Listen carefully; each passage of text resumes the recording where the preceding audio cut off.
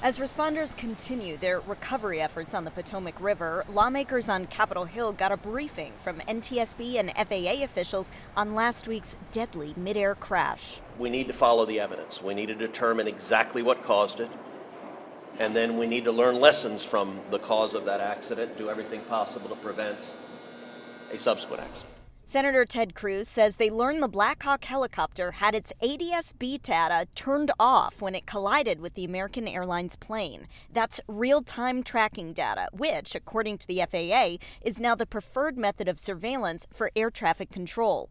Senator Cruz argues since the helicopter was on a training mission, there was no compelling reason for the ADS-B to be turned off, though he noted FAA rules allow military aircraft to disable the system under certain circumstances. So ask the Army to reconsider and assess with what frequency is the Army turning off ADS-B out on military missions, particularly missions that do not have a sensitive national security component. But Jim Brownlee, a former U.S. Air Force navigator turned aviation attorney, says turning it off can be a matter of operational security for the military. If it's sensitive, like if it's a mission that they do that's not widely known, I think it gives the military a lot of discretion on when to disable. He says that discretion can work toward real-world events, operational missions, and training.